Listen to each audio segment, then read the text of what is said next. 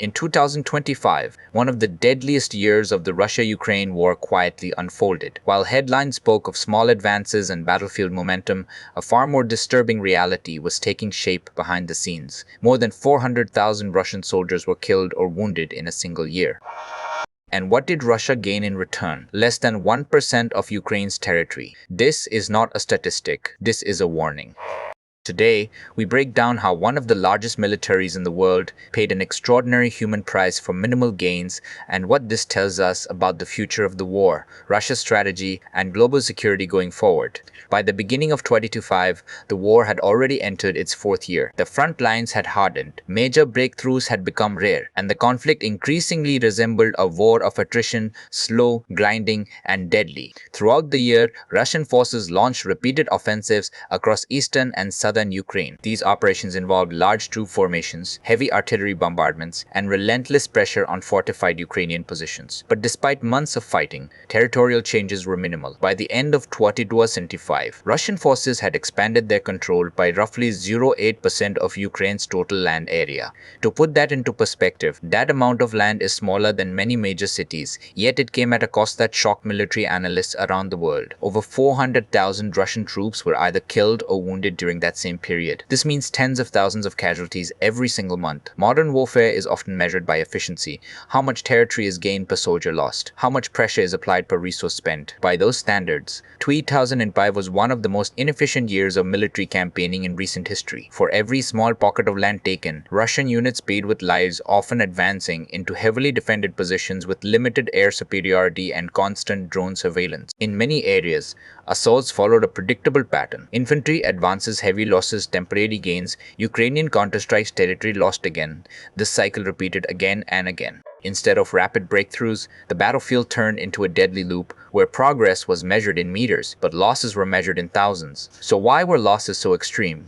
Several key factors explain what happened in 2025. 1. Drone-dominated battlefields. The war has become one of the first large-scale conflicts where drones are everywhere. Small, cheap aerial drones constantly monitor troop movements. Attack drones strike vehicles, trenches, and supply lines. Even rear areas are no longer safe. Every advance is watched. Every mistake is punished. This dramatically increases casualty rates, especially for attacking forces. Ukraine spent years preparing layered defensive positions.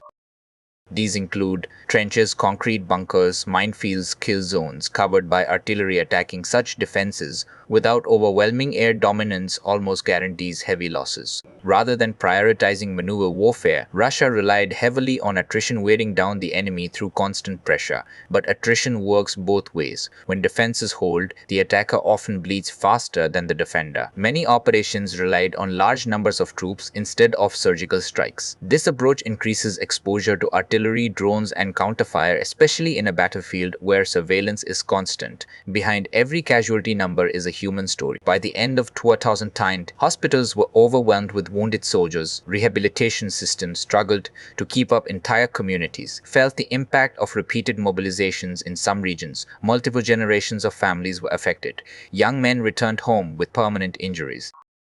Others never returned at all. This has created long-term social and economic pressure, especially in rural and economically weaker areas where recruitment was highest. Morale has also become a serious concern. As the war stretches on with no clear victory, fatigue sets in not just among soldiers, but across society. Ukraine has also paid a heavy price. Defending against constant assaults requires continuous manpower, foreign military assistance, enormous logistical coordination. However, Ukraine's strategy in 2005 focused on defense, delay, and depletion. Rather than chasing territory, Ukrainian forces aim to hold key defensive lines, inflict maximum losses on attacking units, preserve strategic depth. This approach proved effective in slowing advances and increasing the cost of every offensive. But it also means the war remains unresolved, locked in a stalemate that drains both sides. The implications of these losses go far beyond Ukraine. 1. A new reality of modern war. This conflict shows that large armies no longer guarantee quick victories. Technology, intelligence, and defense now favor those who can adapt faster, not those who simply deploy more troops.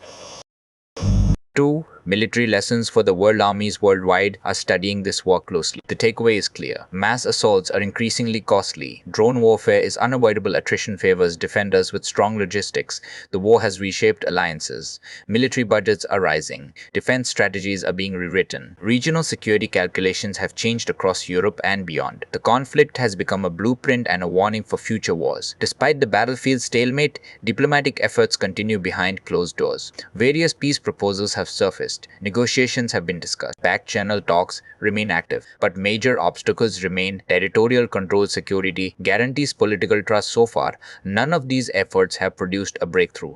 As long as both sides believe time favors them, fighting continues. The key question moving into 2006 is simple. Can this continue? Sustaining casualty levels of hundreds of thousands per year is not just a military issue, it's a national one. It affects population demographics, economic productivity, political stability, long-term military readiness. At some point, every war reaches a breaking threshold. The question is not if that point comes, but when. In 2055, Russia paid an extraordinary human price for minimal territorial gains. The battlefield barely moved, but the cost was enormous. This war is no longer about rapid advances or decisive victories.